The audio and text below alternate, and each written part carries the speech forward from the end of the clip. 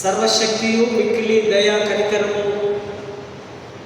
కలిగినటువంటి మా ప్రియ పరలోకపు తండ్రి, శాశ్వతమైన ప్రేమతో మమ్మల్ని ప్రేమిస్తున్నటువంటి పరిశుద్ధుడా, మహోన్నతుడా, సర్వోన్నతుడా, మంచి కాపరి, గొప్ప కాపరి, పరిశుద్ధ నామానికి మరొకసారి మా నిండు కృతజ్ఞత వందనములు చెల్లిస్తూ వాక్యపు వెలుగులోనికి, వాక్యపు అంచుల్లోనికి మా ప్రయాణాన్ని కొనసాగిస్తూ ఉండగా, ప్రభా వాక్యము మేము వింటూ ఉండగానే మాకు దీవెనలు, స్వస్థతలు, ఆరోగ్యములు, కావలసిన ఈవులను మీరు మాకు అనుగ్రహించగలంటూ ప్రార్థిస్తున్నాం. మరి ఆర్డెన్ మినిస్ట్రీ గురించి కొన్ని నిమిషములు ధ్యానిస్తూ ఉండగా మీ ఆత్మ నడిపింపును మాకు అనుగ్రహిస్తూ సులభముగా, తేటగా దేవుని వాక్యాన్ని మేము అర్థం చేసుకోవడానికి సహాయం చేయగలరట్టు చేరవచ్చిన దైవ కుటుంబం అంతటిని దీవించగలరని యేసునామమున వేడుకుంటున్నాము తండ్రి, ఆమేన్. దయచేసి కూర్చుందాం. దేవుని మహాపరిశుద్ధ నామానికి ఘనత, మహిమ, ప్రభావములు చెల్లుగాక. ఈ మహాఘనమైన ఆకాశం బాధ్యత, భారము నాకు అనుగ్రహించినటువంటి అధ్యక్ష మండలకు, పీఠాధిపతి గారికి, వైచర్యం గారికి, మిగతా నాయకులకును, సంఘములకు, సంఘ పెద్దలకును, మరి సిఎస్ఐ వెస్లీ చర్చ్ జగదీర్గుట్ట పాస్టేట్ సంఘ పక్షముగా, మరి మా కుటుంబాల పక్షముగా మీకందరికీ యేసుక్రీస్తు నామములో ఉదయకాల శుభములు, దైవాశీస్సులు తెలియపరుస్తూ ఉంటున్నాం. మహాదేవుడి కృప, మనమందరం సజీవులుగా ఉండడం, మన జీవితాలలో మరొక విశ్రాంతి దినాన్ని, దేవుని దినాన్ని, ఆ మహిమ దినాన్ని మనము సెలబ్రేట్ చేసుకోవడం, ఇది మనకెంతగానో ఆనందకరము, దీవెనకరమని మీకు నేను జ్ఞాపకం చేస్తూ ఉంటున్నాను. క్రీస్తునందు ప్రేమైనటువంటి దైవ సమూహమా, ఈ వారం ఈ పరిశుద్ధ దినమందు మన నాయకులు, పెద్దలు మనకు అనుగ్రహించిన ఏ స్పెషల్ థీమ్, ఒక ప్రత్యేకమైన అంశం, అభిషక్త పరిచర్య, ఘనత కొరకు కాక సేవ చేయుటకై పిలుపు. Adam ministry called to serve, not for glory. ఈ చక్కటి శ్రేష్టమైనటువంటి అంశం దేవుని సేవకులో, దేవుని కుటుంబంలో అభిషేకము లేదా అభిషక్త అన్నది చాలా ప్రాముఖ్యమైనటువంటి మాట. ఈ పదాన్ని మనము మత్తయి సువార్త 20 అధ్యాయము 28వ వచనంలో పరిచర్య చేయించుకున్నటకు నేను రాలేదు, చేయడానికే నేను వచ్చి ఉన్నానని యేసు ప్రభు అంటాడు. ఈ మాట not to be served but to serve. ఈ మోటో యూటీసీ మన దైవ జ్ఞాన కళాశాలలో ఆ గ్రీక్ భాషలో రాశారు. దాన్ని నేను చదువుతాను, వినండి. ఓ ఎల్ఫోమ్ డయాకొనైసై అల్లాడియో కొనైనై అనగా పరిచర్య చేయించుకోవడానికి నేను రాలేదు, పరిచర్య చేయడానికి. అభిషక్తుడు అనగా పరిచర్య చేసేవాడు. ఏ విధంగా చేయాలి? తల వంచి తగ్గించుకొని, వినయం కలిగి, విధేయత కలిగి, కింద కూర్చొని పరిచర్య చేయవలసిన అవసరత ఉంది. మెస్సయ్య అన్నారు యేసు ప్రభు. హీబ్రూ భాష మెస్సయ్య అంటే అభిషక్తుడు, అభిషేకము పొందినవాడు అని అర్థం. అభిషేకం అంటే అర్థం ప్రత్యేకించబడుట, ప్రతిష్ఠింపబడుట. ఒక పని కొరకు, ఒక కార్యం కొరకు, ఒక పోయే స్థలంలో కానీ ఆయన అభిషేకింపబడడాన్ని మనం చూస్తాం. అభిషేకము అన్ని మతాలలో మనకు కనిపిస్తుంది. అన్ని మత వర్గాల వారు, ఆ గురువులు ఆ శిష్యులను అభిషేకించి ఆ కోర్సు అయిపోయిన తర్వాత లేదా చదువు అయిపోయిన తర్వాత వారిని ఆ లోకంలోనికి వారు పంపిస్తున్నారు. ఇది ఒక దైవికమైనటువంటి బాధ్యత. It is dignity of responsibility. దైవికమైనటువంటి బాధ్యత ఈ యొక్క అభిషక్త పరిచర్యానికి నేను జ్ఞాపకం చేస్తున్నా.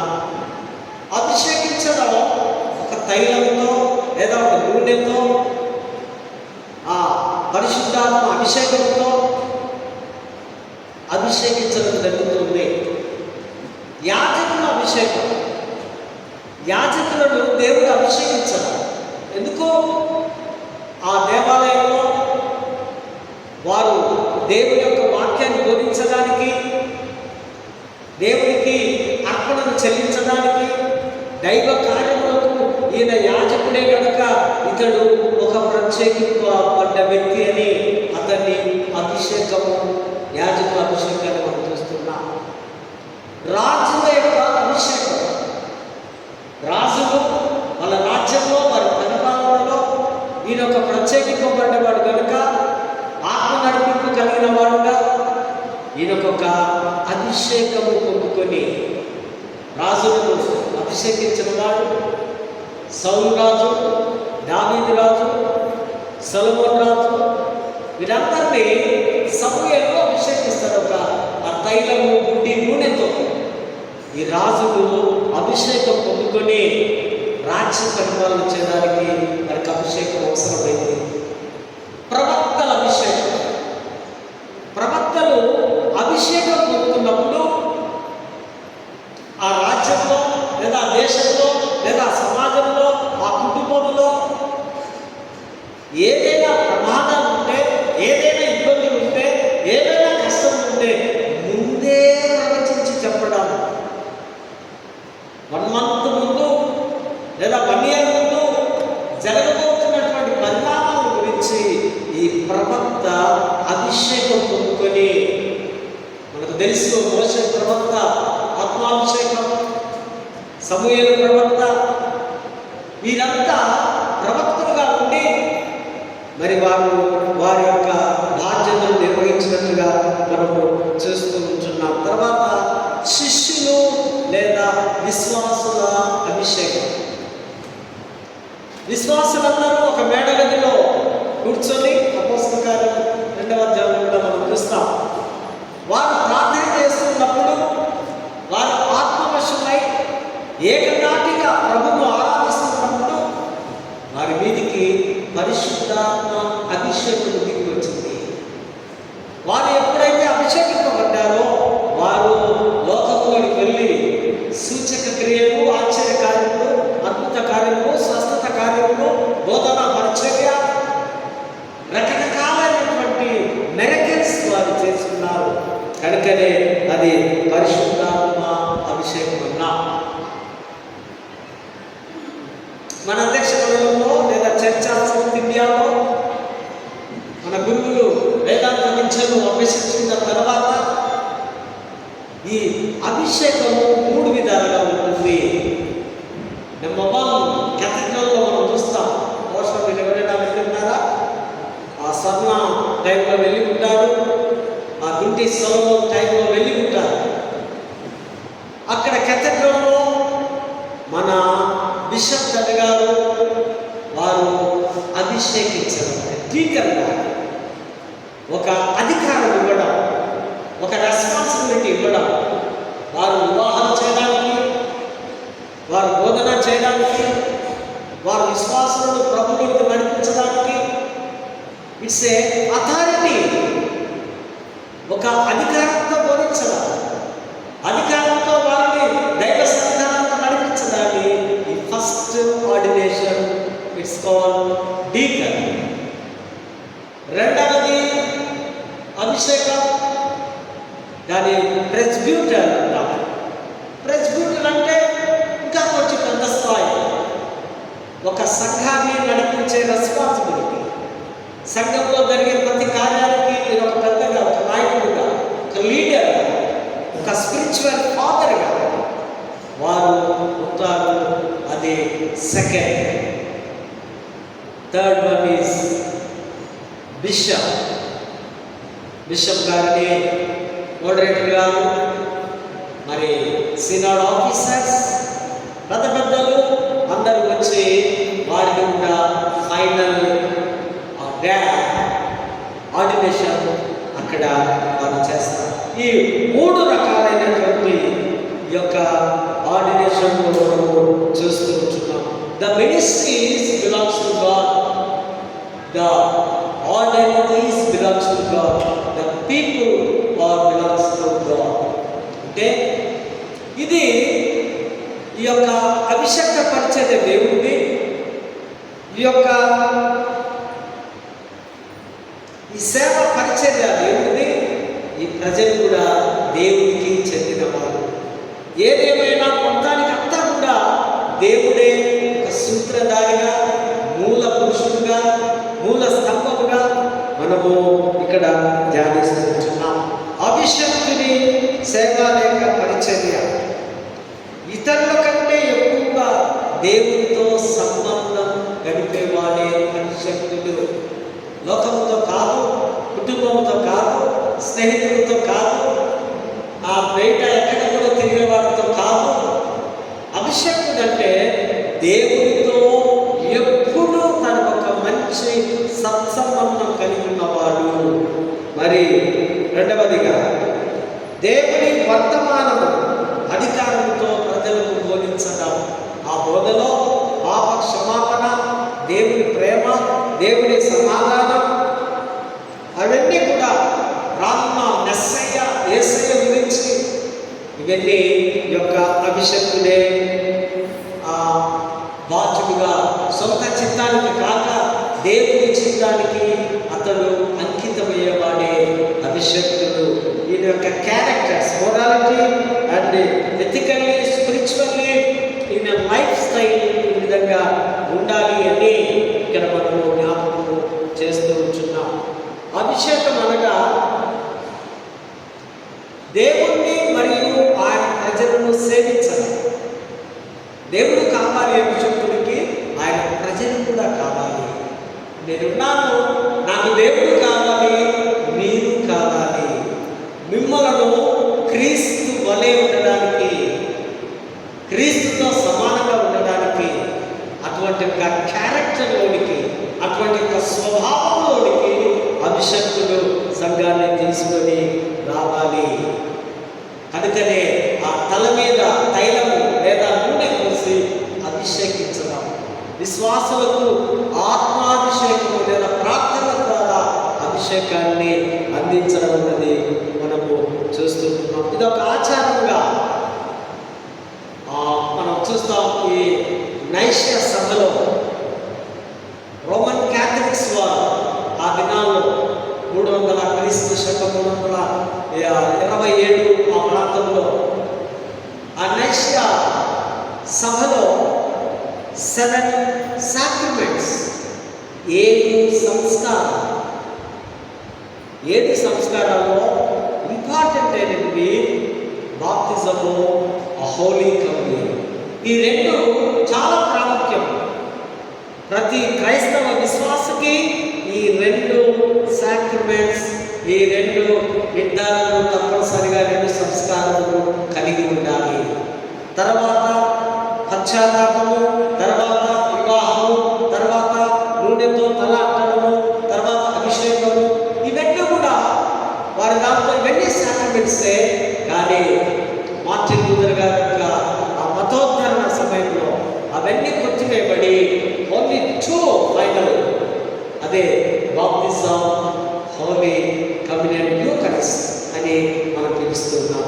ఇవి తప్పనిసరిగా ప్రతి వ్యక్తి, ప్రతి విశ్వాసి, ప్రతి సేవకుడు, నాయకుడు, గురువు పొందవలసినది. ప్రాచీన కాలంలో ఇదంతా ఉండేది. 180 సెంచరీలో ఈ ఆర్థోడాక్స్ సంఘాలు చాలా నియమ నిబంధనలతో పాటించారు.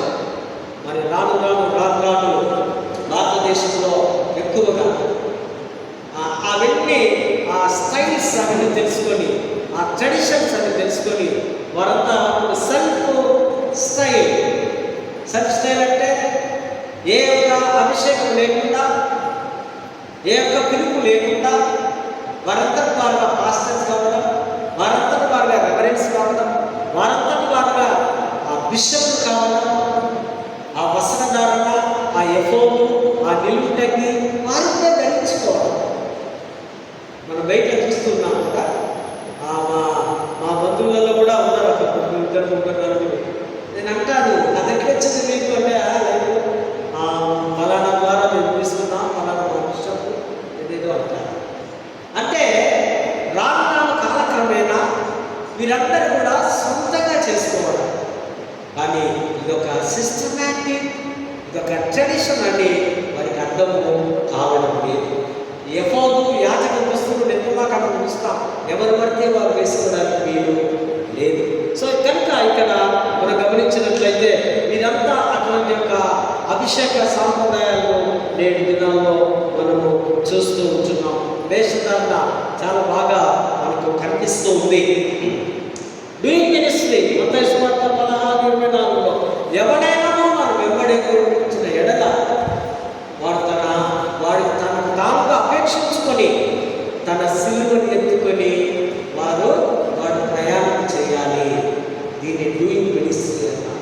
ఈ సేవ ఏంటంటే నీకు ఈ సిలువను ఎత్తుకొని నువ్వు ప్రయాణము చేయవలసిన అవసరం ఉంది. దీని ఇక్కడ మనం చూస్తున్నాం.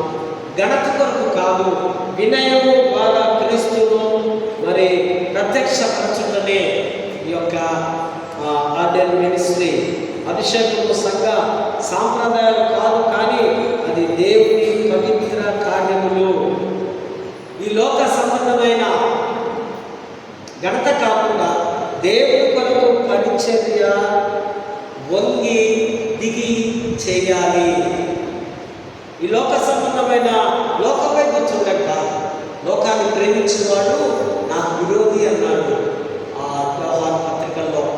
సో కనుక ఎవరైతే ఈ పరిచర్యలో ఎవరైతే అభిషక్తుడుగా ఉంటాడో వాడు దిగి వంగి రావాలి. అభిషక్త పరిచర్య అంటే ఇదేదో పెద్ద పదవి కాదు, ఒక పవిత్రమైన పిలుపు. ఇట్స్ హోలీ కాల్, వాలిలో అన్నారు వీటిలో. అంటే ఈ పిలుపు పవిత్రమైనది. సమూయేలు పిలిచారు కదా దేవుడు, అవునా? మోషేను పిలిచారు కదా దేవుడు, యెహోషువను పిలిచారు కదా దేవుడు, ఇర్మియాను పిలిచారు కదా దేవుడు. ఇదంతా ఒక పవిత్రమైన పిలుపు. వారిని పిలిచి వారిని అభిషేకించి వారి ద్వారా దేవుడు తన కార్యములను చేసుకున్నట్టుగా లేఖన భాగాల్లో మనం చూస్తుంటున్నాం. ఇది ఒక నిజమైన సేవకులా ముందుకు సాగాలి. ఈ దినాల్లో మనం చూస్తాం అధికారం కొరకు, ఘనత కొరకు కదండి, ఇంకా వారికి ఉన్న స్టేటస్ కొరకు ఈ యొక్క అభిషేక పరిచర్యను చూస్తూ ఉంటున్నాం కదా. చాలామంది రకరకాలైనటువంటి వారు నేటి దినాల్లో మనం చూస్తే ఒక సెలబ్రిటీ లాగా ఉన్నాడు అనుకోండి ఒక సేవకుడు. ఆయన చుట్టూ ఎంతమంది ఉంటారు? 10 మంది ఆయన ఫాలోవర్స్ లాగా ఫాలో అవుతా ఉంటారు. ఈవెన్ ఆయన బైబిల్ కూడా పట్టుకోలేడు. బైబిల్ పట్టుకునేవారు ఒకరు, మొబైల్ పట్టుకునేవారు ఒకరు. ఈయన వెళ్ళి ఆ స్టేజ్ వరకు దించడం అనగా దాని అర్థం ఏంటంటే ఈ యొక్క ఈ పరిచర్యలో తగ్గింపు లేదు. ఈ లోక సంబంధమైన వైపు వెలుగుల వైపు వారు చూస్తున్నారని మనము అర్థం చేసుకోవాల్సిన అవసరం ఉంది. ఈ లోక ఘనతలు ఏమేమి ఉన్నాయి? బిరుదులు ఉన్నాయి కదా. ఆ బిరుదులు ఉన్నాయి, గుర్తింపు ఉంది, ఆ సంపదలు ఉన్నాయి, పై స్థాయికి ఎదిగే ఆ స్థితి ఉంది. ఈ లోకానికి సంబంధించిన ఘనతలు ఇవన్నీ. ఒక మంచి పొజిషన్లో ఉంటే అనుకుంటే మనం ఒక సంఘానికి ఒక 10,000 మంది వెళ్ళారనుకోండి, అప్పుడు మనం ఏమనుకుంటాం? అది చాలా గొప్ప పెద్ద సంఘం, చాలా గొప్ప అభిషక్తుడు నాయకుడు కలుపున్నాడని మనము అనుకుంటూ ఉంటాం. సో పైకి ఎదిగే స్థితిని ఇక్కడ ఈ లోక సంబంధమైనదిగా మనం చూస్తూ ఉంటున్నాం. అదే క్రీస్తు ఘనత దీనికి విరుద్ధంగా ఉంది. ఆయన ఉద్దేశంలో క్రీస్తు ఘనత అంటే క్రిందికి దిగి రావడం, దీనత్వం, త్యాగము, ప్రేమ, సేవ ఇవన్నీ కలిగి ఉండడం. ఇది నిజమైనటువంటి ఆ యొక్క ఆర్డర్ మినిస్ట్రీలో మనము గమనిస్తూ ఉంటున్నాం.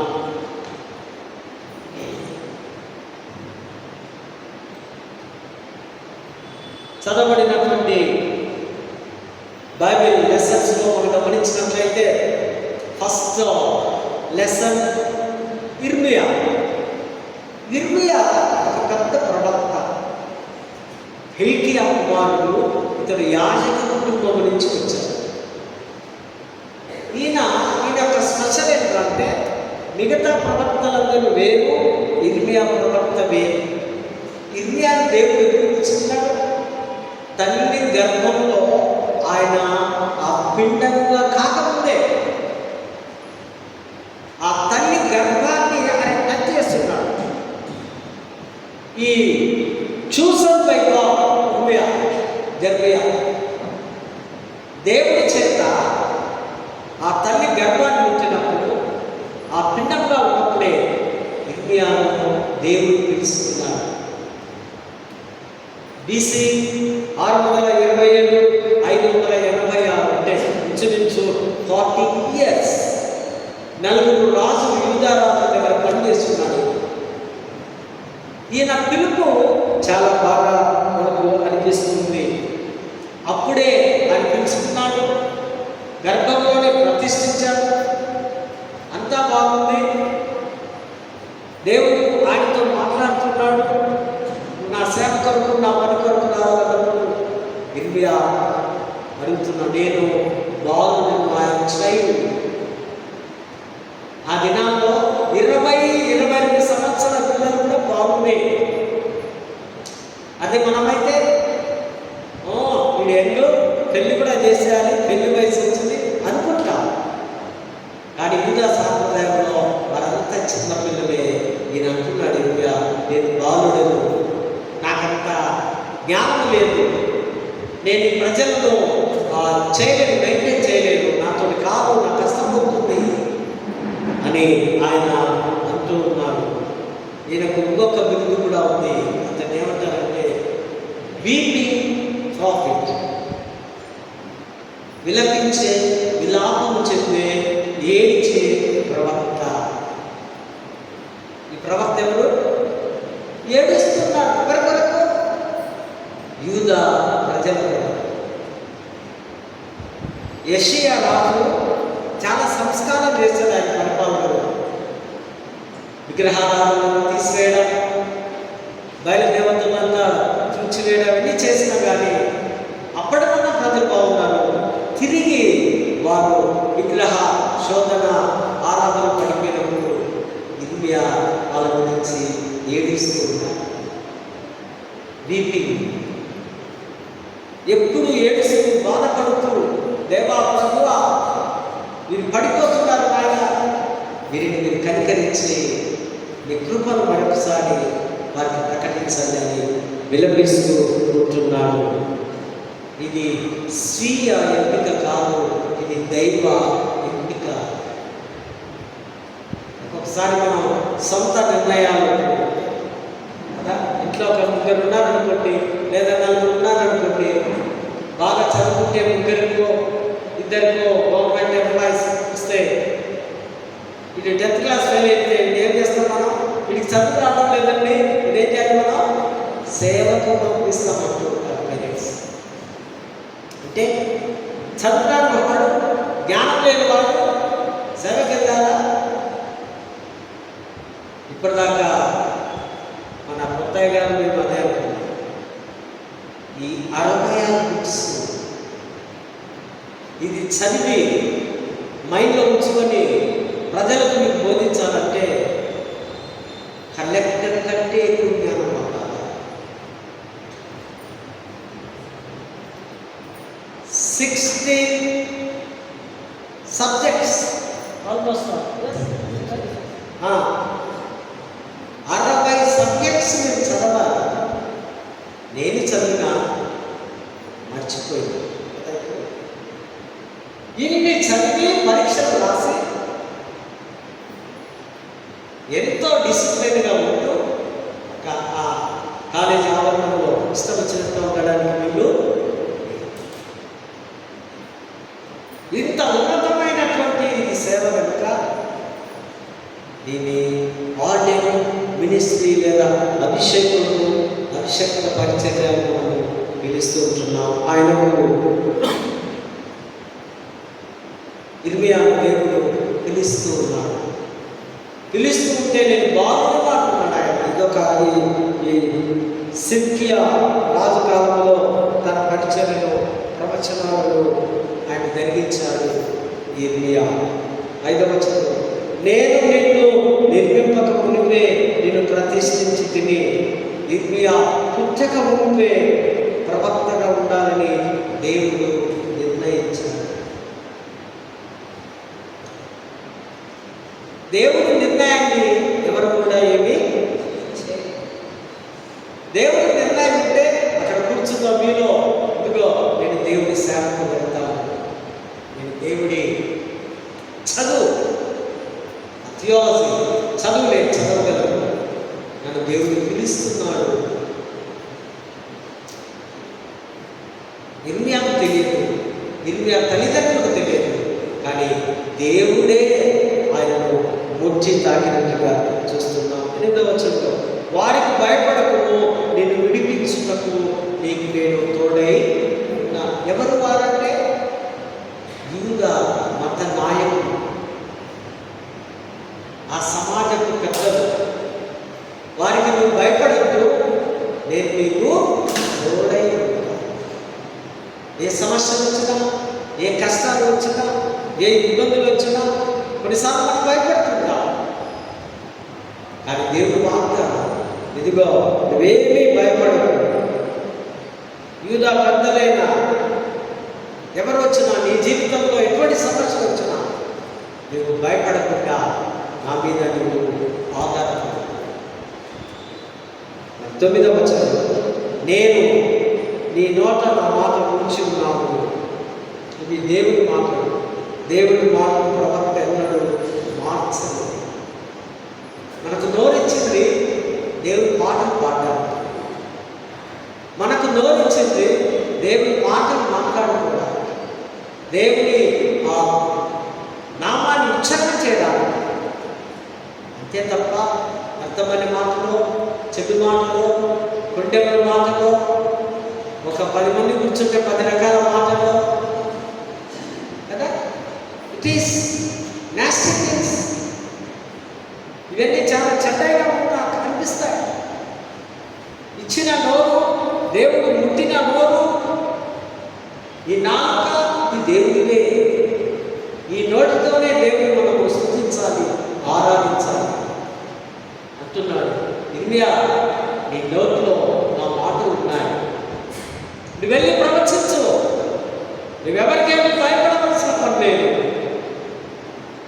ఈ మాటలు వారు వింటారని దేవుడు ఇర్మియాను ప్రవక్తను పంపిస్తూ ఉన్నాడు. 10వ వచనంలో, పెళ్ళగించుటకు, పడగొట్టుటకు, నాశనం చేయటకు.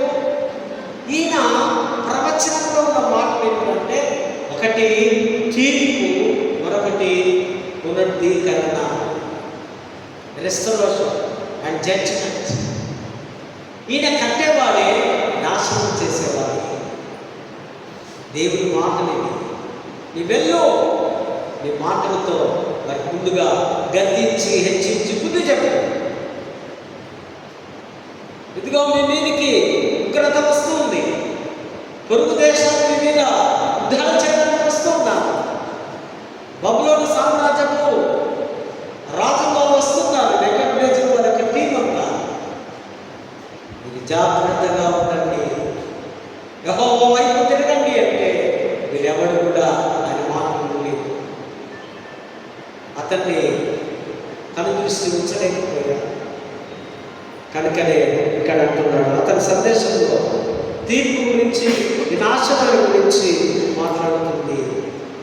ఓడిపోయిన ఇశ్రాయేలు రాజ్యాన్ని దేవుడు తిరిగి కడతాడని దేవుడి వాక్యము సెలవిస్తూ ఉంది. దావీదు కీర్తనలో మనం గమనిస్తే దేవుని పిలుపు, దేవుని సన్నిధి, మిష్నా, షకీనా, అంటే ఆ రాజ్య మధ్యలో ఆయన పరిపాలనలో దేవుడు ఉన్నాడు, నివాసం ఉంటున్నాడని అంటారు. షకీనా, మిష్కా అది దిగి వస్తుంది. దావీదు రాస్తున్నాడట.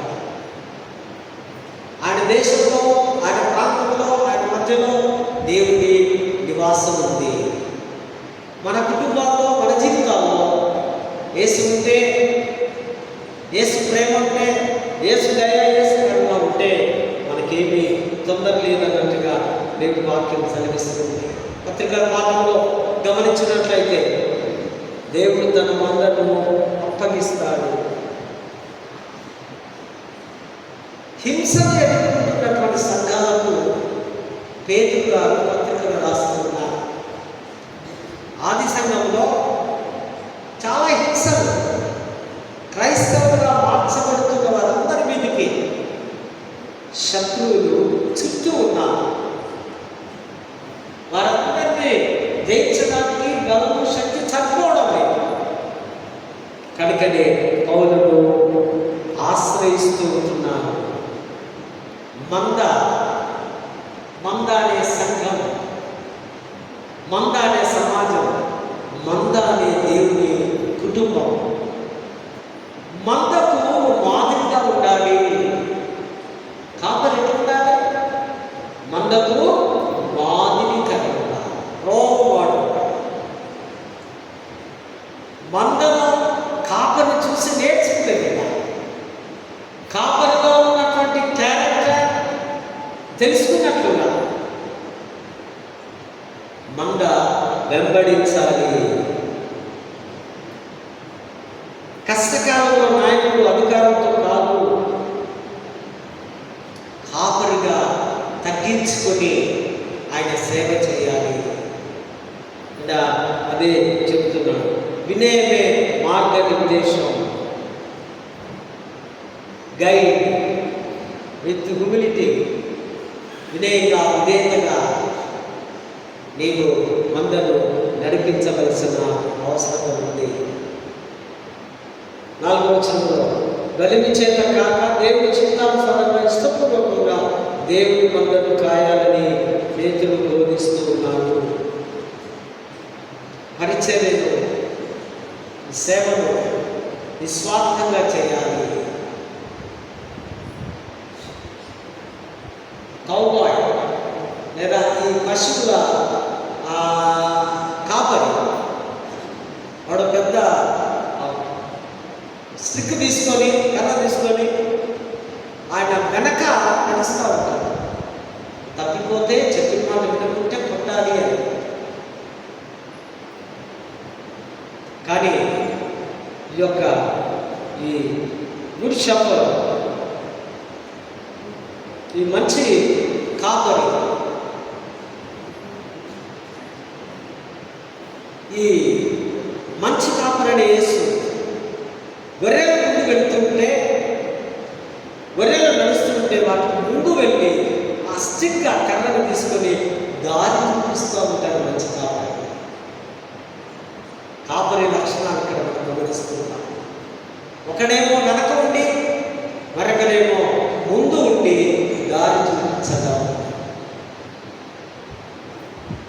అదేదైనా ప్రమాదంలో ఇబ్బందులు పడితే ముందుగానే ప్రమాదాన్ని పసిగట్టి మరి ఆ మంచి స్థాయిలోకి తీసుకెళ్ళి, అందుకే దీనులను ఉన్నతమైన స్థాయిలోకి తీసుకొని వెళ్తాను. అహంకారాన్ని ఎదిరించి దీనులను, దీనత్వం కలిగిన వారిని ప్రభు తనలోనికి చేర్చుకోగలడని ఒక వాక్యాన్ని, మాటలను గమనిస్తూ ఉంటున్నాం. మత్తయి సువార్తలో మనం గమనించినట్లయితే పరిపాలించడం కాదు, సేవ చేయడం. Serving not ruling. పరిపాలన వేరు, సేవ వేరు. ఇక్కడ యేసు ప్రభు ఈ ప్యాసేజ్లో మనం గమనిస్తే ఆయన తన దగ్గర ఉన్న వారితో చెప్తున్నటువంటి మాటలు. ఇక్కడ డయాకోనోస్ సేవకుడు. ఈ సేవకుడు భోజనం వద్ద సేవ చేసేవాడు. భోజనం తన పెద్దలు లేదా ప్రెస్బిటర్స్, బిషప్స్, నాయకులు భోజనం చేస్తుంటే డయాకోనస్ లేదా డీకన్, ఈ సేవకుడు వారికి అవసరతను తీర్చేవారు. చుట్టూ కలియ చూస్తూ ఏం కావాలో సమకూర్చేవారు. తను తగ్గించుకొని తన వినయంతో వారికి పరిచయం చేసే విధానాన్ని ఇక్కడ మనం చూస్తున్నాం. రెండవదిగా డయాకోనస్ యాజ్ గాస్పెల్ మినిస్ట్రీ. తర్వాత సువార్త సేవ చేయాలి. పరిచర్యలో, మినిస్ట్రీలో పార్టిసిపేట్ చేయాలి. అలుపెరగక దివారాత్రం ధ్యానించుకోవడం దండినట్టుగా తనకు శక్తి, బలము, ఆరోగ్యం ఉన్నప్పుడే దేవుని యొక్క మినిస్ట్రీలో, సర్వీస్లో ఆయన సేవ చేయాలి. మూడవదిగా diaconus as agent of God's justice. దేవుని తీర్పుకు ఒక మధ్యవర్తిగా ఈ యొక్క డీకన్, డయాకోనస్ అనే వ్యక్తి చేయవలసినటువంటి పరిచయ విధానం గురించి మాట్లాడుతున్నాడు. ట్రూ గ్రేట్నెస్ ఈ సర్వీస్. నిజమైన ఘనత సేవ చేయడం. భోజనం చేసిన తర్వాత ఆ బోర్డు క్లీన్ చేయడం, ఆ ప్లేట్స్ క్లీన్ చేయడం, ఇతరులకు తీసుకెళ్ళి ఇవ్వడం ఎంత హక్కు. కొన్నిసార్లు మన చర్చిలో చూస్తూ ఉంటాం, వారు వినయంగా వచ్చి సర్వ్ చేయడం, పెద్దలకు ఇవ్వడం. అది మంచి పద్ధతి, అది అందరము చేయవలసిందే. మీ గ్రేట్నెస్ ఏంటంటే సర్వించే సేవలోనే మీరు గ్రేట్. ఇక్కడ ప్రభు అదే మాటలు మనం చూస్తున్నాం.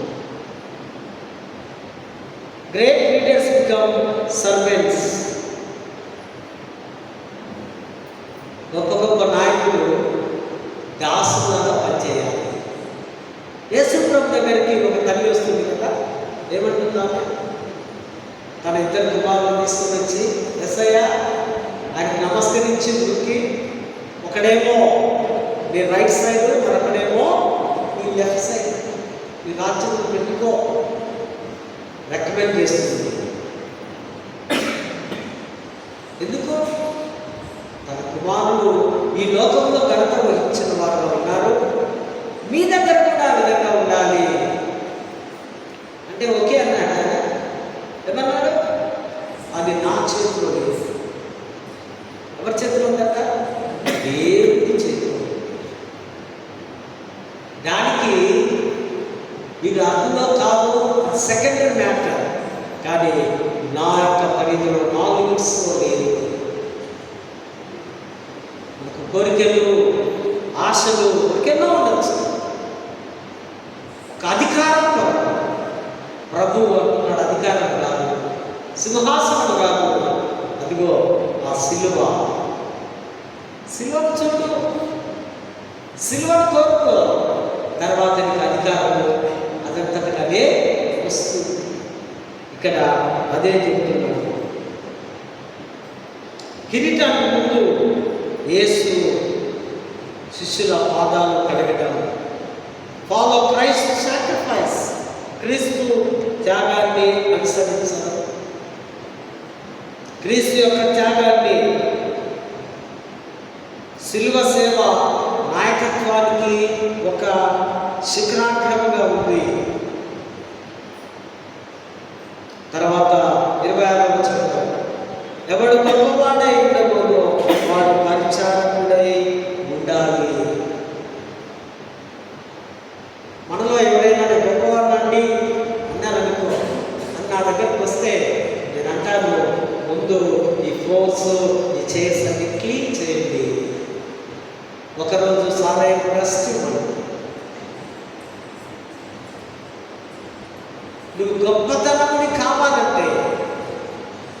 నీకు ఒక ఉన్నతమైన స్థాయి కావాలంటే నీవు 2 మెట్లు కిందికి దిగి వచ్చి, ఎవడైతే గొప్పవాడన్నాడో వాడు పరిచారకుడై ఉండాలని ప్రభు అంటున్నాడు. అందులో ఆధ్యాత్మిక మేలు కొరకు ప్రాణం పెట్టడం, అవసరమైతే ప్రాణం పెట్టడానికి కూడా ముందుకు రావాలని దేవుడి వాక్యము తేటగా మనతో మాట్లాడుతూ ఉంది. నాయకత్వ స్వభావం కిరీటం కాదు. ఇంకేంటి నాయకత్వ స్వభావం ఏంటంటే, కిరీటం కంటే ముందు సిలువను మనం తెచ్చుకోవాలి. సిలువే నా శరణమాయనుడా, నీ సిలువే నా శరణమాయ. సిలువను కొనుక్కుంటే నీకు నాయకత్వం వస్తుంది. క్రీస్తు ఒక వ్యక్తిని పిలుస్తున్నాడంటే మరణించడానికి అని. ఒక భక్తుడు అన్నాడు, టచ్ బోర్ అనే పండితుడు అంటున్నాడు, ప్రభు నిన్ను పిలుస్తున్నాడంటే నువ్వు మరణించడానికి. మరణం అంటే ఫిజికల్ డెత్ కాదు, ఆధ్యాత్మికంగా నీలో ఉన్నవన్నీ మరణించాలి. అంటే గర్వము, ఈర్ష్య, ద్వేషం, పగ, అసూయ, కోపము, చెడ్డ మనస్సు,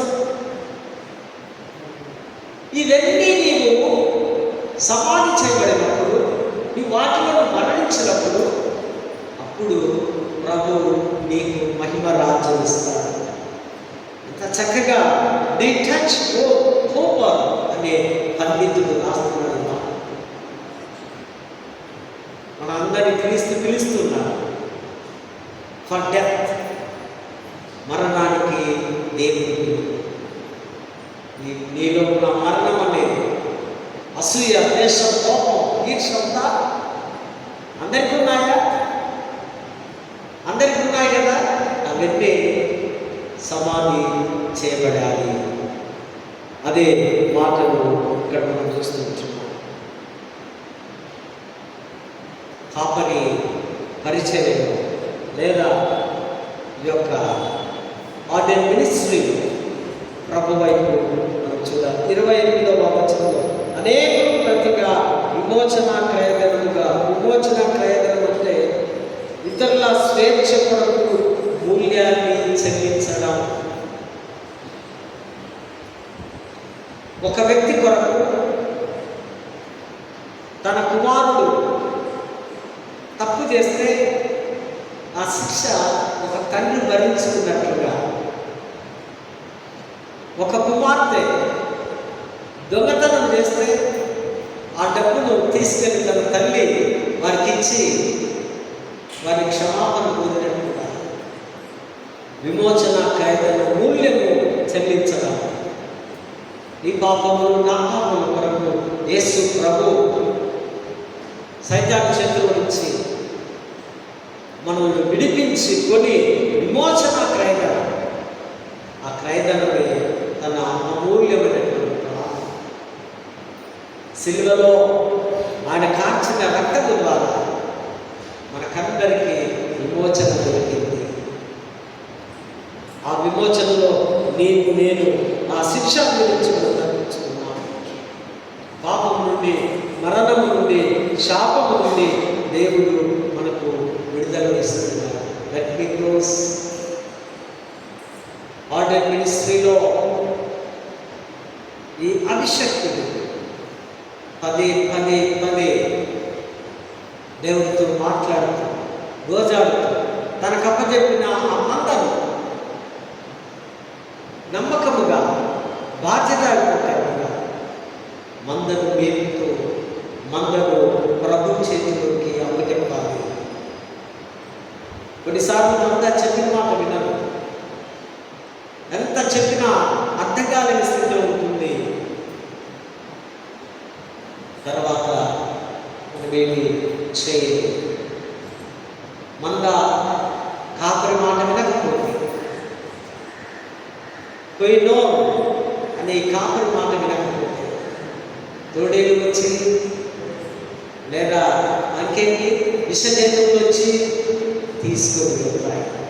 సైతాన్ని వచ్చి మేము దొంగిలిస్తే, శోధనలో పాపంలో పడిపోతే ప్రతిఫలంగా ఒకనొక దినం నిత్య నరకంలో వెళ్ళవలసిన అవసరం ఉంది. చిన్న మంద భయపడి ప్రభు మనతో ఉన్నాడు. ప్రభు మాటలతో ఆదరింపబడి నెమ్మది పొందుతుంది. అభిషక్త పరిచర్యలో మనమందరం కూడా ప్రతి విశ్వాసి పరిశుద్ధాత్మక అభిషేకం పొంది ఉన్నాడు కనుక ఆ హోలీ స్పిరిట్ మన మీద ఉంది కనుక మనమందరము దేవుని వైపు చూస్తున్నాం. ప్రభువా, నీతో కలిసి నా ప్రయాణం, నీతో నేను ఉంటానని తీర్మానం చేసుకున్నట్లయితే దేవుడు తప్పనిసరిగా తనది చెప్పుకో మనం తీసుకెళ్తాడు. అటువంటి కృప పరిశుద్ధాత్మ నడిపింపు దైవాశీస్సులు దేవుడు మనకు అందరికీ అనుగ్రహించుకుంటారు. పరిశుద్ధుడా, ప్రేమగల తండ్రి, కృపగల దైవాన్ని వందనాలు ప్రభు. కొన్ని నిమిషములు order ministry and service and character మాటలన్నీ మేము ధ్యానించుకున్నాం. మా హృదయంలో భద్రపరచుకుంటూ ప్రభు వాక్యం విన్న ప్రతి విశ్వాసం క్రీస్తు వలె మార్చబడడానికి సహాయం చేయగలరు. యేసు నామమున